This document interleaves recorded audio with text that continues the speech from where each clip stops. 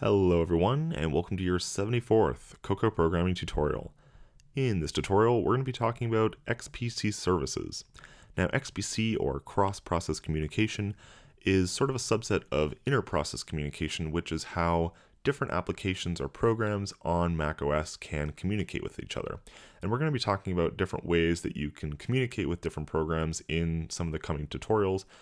This tutorial specifically is going to talk about XPC services. Now, the general setup of an XPC service is you have your main application, and then you have some kind of helper service that does something. And that something is generally pretty specific. And some of the use cases, I'm going to give you some use cases here, and hopefully that'll give you a better idea of this. Generally, you shouldn't just create services for the sake of creating services, but there may be some cases where creating a service might be appropriate. And one of those cases is actually here in Xcode that we can demonstrate. So Xcode itself has a separate service for the highlighting and auto-completion for Swift. And if you ever used Swift when it first came out, you might have noticed this SourceKit service terminated or crashed, a little dialog that would appear in Xcode. And what that was is it was actually a separate service that Xcode was using to communicate. So this little XPC service here called SourceKit service, you can find in Activity Monitor, and you'll notice that when you change something in your code, and if you look at SourceKit service, you'll notice that it spikes up a little bit here to process that change. So it's responsible for the highlighting and auto-completion and various other things that are happening in your code. So the Xcode is an example of a case that has this separate service. And why is this a benefit? Well, if all of this was happening inside of Xcode, right? And like I was saying, that you had that dialog before where SourceKit terminated, right? That means that it crashed, right? The entire service was brought down. And if that was built into Xcode, the application, rather than into a separate service, we would have just had Xcode crashing rather than losing our highlighting or autocomplete for, some period of time. And the nice thing about these services is you can just launch them again and start communicating with them again, and hopefully, whatever you're passing to them now is okay to be interpreted. So that's sort of one use case that there are benefits. If you want to find other applications that may use services, you can use this sort of approach where you look into an application. So I'm going to look at the Keynote app, and I'm just looking for any file basically that's ending in XPC, and the XPC extension is an XPC service. So if I look into Keynote, we can see that I've got a few different things here. So it has this external resource accessor, XPC, and within that it actually has a different one. It has this TC movie extractor. It also has this external resource validator, and there's even this archive upgrader XPC service. So even within Xcode, we can see that there are various cases that it has its own XPC services. Now, this approach is a little bit different. So the Xcode approach, right, where it has this separate service to offload this different work that could be brittle, right? You're just taking user input, so it really could be anything, and it's some dangerous work that could occur if you're just taking any kind of user input. But that's one case where the service might be beneficial. This other case, though, of perhaps upgrading an old file format is another one that can be useful. So let's say, for example, you have some kind of old file format and you have a bunch of legacy code to support that, but you don't want to put all that legacy code into your current application, right? You're trying to move your current application to use this sort of new code base, and all you want to be able to do is open up old files so that you can migrate them into sort of the new system that you're working in. This is a case where you also might want an XPC service, right? You can have all of the old logic and frameworks into this one XPC service, and then the frameworks don't have to be pulled into your main application. So it makes your main application a little bit leaner, and makes for a smaller app, and everyone's happy in that regard. So various different approaches that you might want to use XPC services. Obviously not for every application that you're ever going to create, but I think it's it's a fun, important, and slightly advanced, topic to talk about in this series. So let's do it. So all I've done so far is set up a new Cocoa project. We've got a few things that I've set up such as the output label, input label, and this uppercase action. And those correspond to these three things in our nib file. So we have this output label, this input text field, and this uppercase button. And what we're going to basically be doing is taking the text that's in the input field, and when I hit the uppercase button, I'm going to simply send that over to our XPC service. It's going to uppercase the string, and then it's going to send us back the response. Now, obviously, we don't really need an XPC service to do this, and we really shouldn't have an XPC service to do this. This is obviously a very just simple example to demonstrate how we can send simple things across and get simple results in our XPC service. The other reason I use this is it's actually the default that Apple gives you when you try to set up a new service. The only problem is they give it to you in Objective-C, so we're going to have to do the conversion work to actually get the standard XPC connection set up. All right, so to do this, we want to head over to our project, and we want to hit the plus button down on our target section. And under macOS, we will look for XPC. So XPC service, I'm going to call mine the text service. And now we have our text service files over here. So we can see there's 4 different files that we use for coding this up. Now, the first thing I'm going to do is just kind of go through the 4 main components that you're going to need to actually get this service working. So the first thing is you need a protocol. You need some kind of protocol to interface with the service. So the protocol defines what methods can we call on the service, and that is what the application is able to call into. And generally the API for this is you have a thing that you're passing along, and then you have a reply that passes you back the result. So it's generally the form of your XPC connections, and that's what we're going to be implementing in Swift. So that's the first thing, is establish a protocol that you're going to use to communicate to the service. The next thing is the service itself. So you want to create a service object that's going to conform to the protocol we just talked about, and you simply implement the call. So here is the uppercase call, where the uppercase is string, and send back the response. So that's the second thing, is you need an actual item that's going to implement the service for you. Then you need to implement this delegate, and this delegate is just some object that conforms to NSXPC listener delegate. And you have to implement the only method that's on this call is listener should accept new connection. And the work that's done here is you're just returning true or false, determining whether or not you should accept the connection. So return true if you want to accept it. And generally you just always can return true. With the connection, you need to also establish how you're going to be communicating over this connection. So to do that, you set up the exported interface using the protocol that we are going to communicate over. You assign the exported object that you want to use to communicate over this as well. And then the last thing is we want to resume the connection. So we'll resume the connection, which allows us to actually communicate with the service. So that's everything that the delegate needs for the most part. The last thing is just some kind of main entry point. So every program needs a main entry point, and this one is going to simply set up the delegate, and then it sets up the NSXPC listener service, and you assign that delegate, and then you start up the listener. So it's going to start listening for connections, and then when our application sends it the first basically call, then it's going to actually kick up the service and process the call. All right, so that's pretty much it. Let's go ahead and change these files up. Now we want to just rename them all to be .swift as our extension. So we'll have main.swift, we'll have text service.swift, and then we need text service, and we're going to rename this one to be the delegate.swift. The other thing to note is that anything that was an Objective-C header to begin with isn't actually going to be part of the target membership, so we need to make sure that it's going to be part of the text service, otherwise it doesn't get compiled into it. So add that.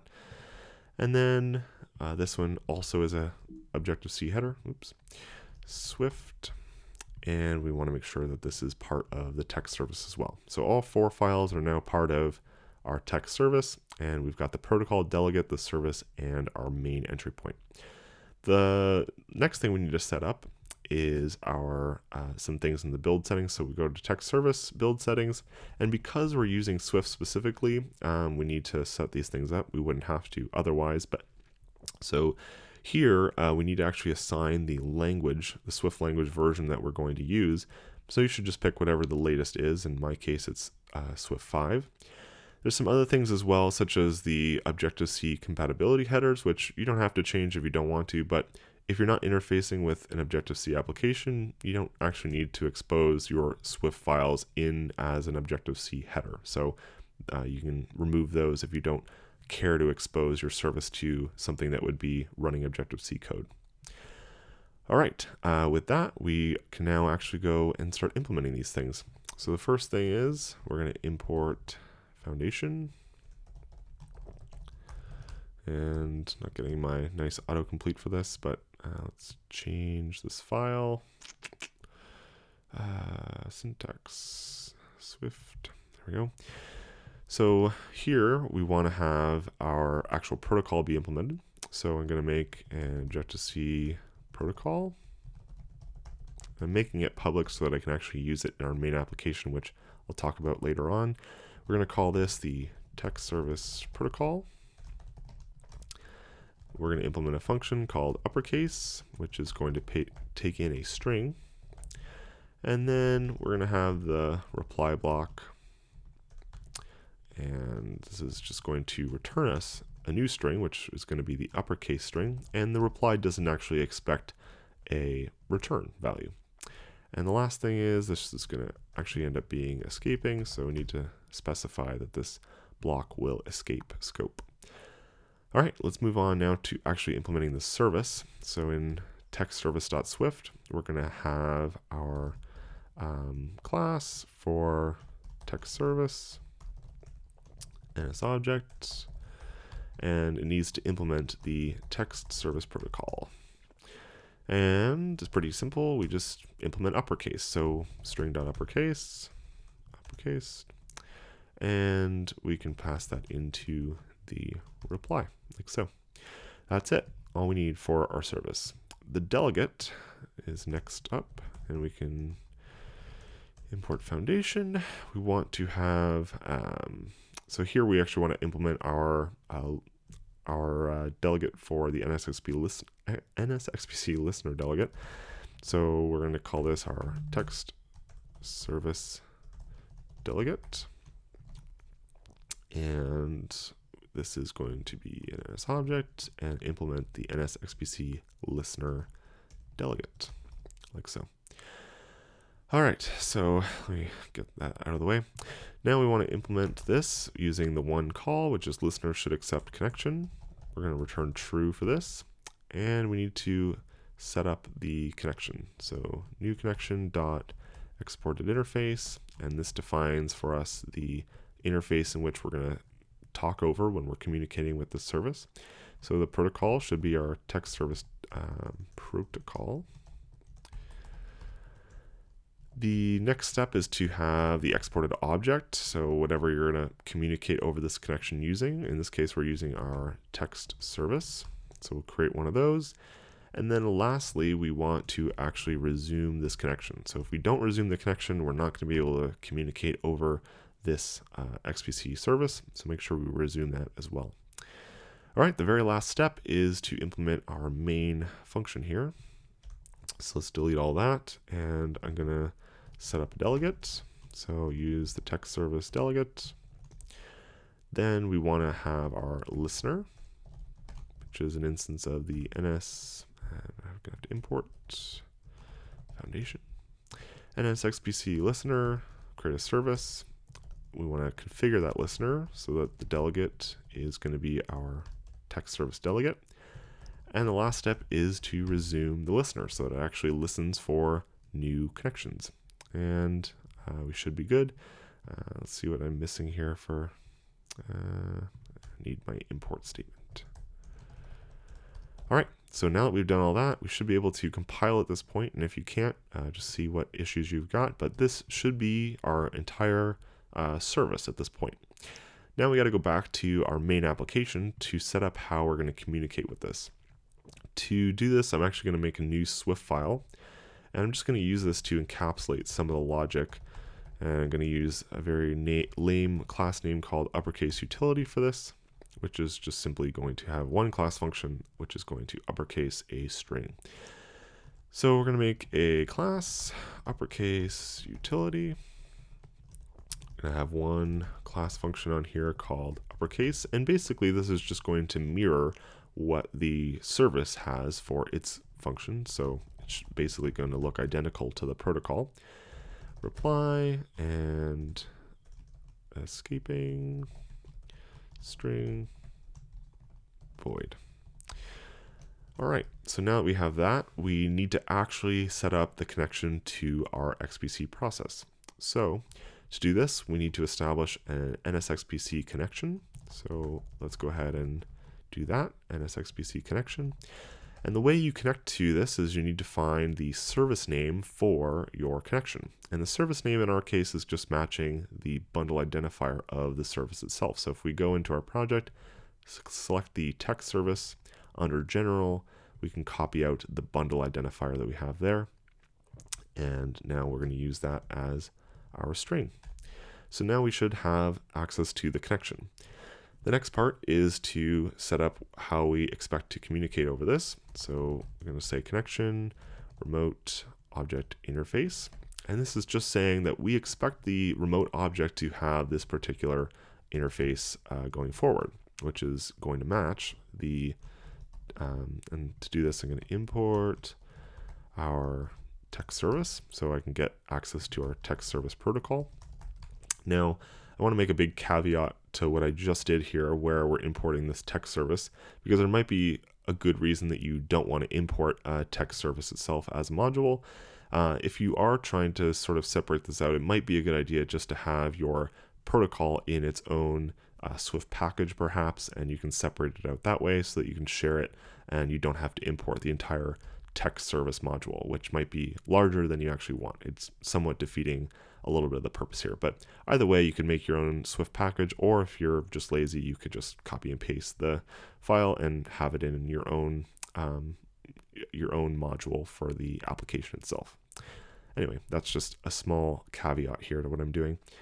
Then with that, we want to resume the connection. The very last step is to actually create our proxy object that we're going to use to communicate to the service. So to do this, we can access the connection with our, how do I want to do this? I want to access the remote object. And there's this nice little call for accessing the remote object proxy. So basically we want to get the remote object proxy, and then there's this handler as well that we can implement. And it just notifies us if for some reason it can't actually communicate with the service or actually set up that proxy. So if we want to have this, we can say error, and this just helps us debug if we have some kind of issue that prompts. But this you could use if you wanted to perhaps show this to the user or something. This might be a handler you want to use to notify the user that for whatever reason you couldn't actually communicate over this service. With that out of the way, we are assuming that we're actually going to communicate over the text service protocol, because that's the interface that we expect it to be. And then when we have that, we can finally call into the service. So when we have the service, we can call into uppercase. We're going to pass the string, and we're going to pass in the reply. And that's it. So that's everything you need to communicate over this service. The last thing is we need to actually call this function that we just made. So in our uppercase action, we'll call into uppercase utility dot uppercase. We'll pass in our input fields string value, and then the reply, we're going to want a weak self in here. This is going to be our uppercase string. Maybe I'll just call it uppercase. Let's change it. Yeah, uppercase. Sure, why not? Then we are going to end up, so this callback is going to be called on a thread other than main. So in order to update our UI, we need to make sure that we're on the main queue. So we're going to dispatch async onto main. We're going to update our output field, or output label rather, and we're going to update its string value to be the value of uppercased, like so. And that's it. So if we did everything right, this should build and compile and run and do the right stuff. So let's wait it out here. So here we go. We have our lesson 74 window. I'm going to go ahead and open up the activity monitor. And now we should be able to search for our text service. And we'll note that it's actually not available right now, which is good. It's actually what we expect, because we don't expect to request the service until we actually request for uppercasing our string. So let's do lowercase stuff in the field. And then when I hit uppercase, we will see that now I have lowercase stuff in the field. It's now all uppercase though. We can also see that there is our text service. It's alive and well, and we can keep sending it messages. So once it's started up, it's much quicker to respond to things. So lowercase stuff. I'm just going to delete it, hit uppercase again. You can see we now have lowercase stuff in the output field. So that's pretty much it. That is all the steps required to make your own XPC service with Swift. We're going to be diving into many more tutorials on how we can communicate across different processes on macOS, but this is a nice foray into the introduction of an XPC service. So again, the basics are just your XPC service has sort of 4 components. There's the protocol itself that defines how you can communicate with it, the service, which actually implements the protocol, the delegate implementing this NSXPC listener delegate, and it sets up the connection. And then the last thing is just actually getting the listener to run itself and listen for new connections. So that's it. And I hope you guys enjoyed this tutorial. Thank you guys for supporting this channel through Patreon. I know I've had a few supporters who have added recently there, and I'll get some of your names up in the end credits there soon. But if you want to support me, all the links are in the description below. But I will see you guys all next week for another fun tutorial. See you then. If you enjoyed this video, please subscribe to the channel, give this video a like, and share it with your friends. Ways to contribute and additional information are in the description. I'll see you next week.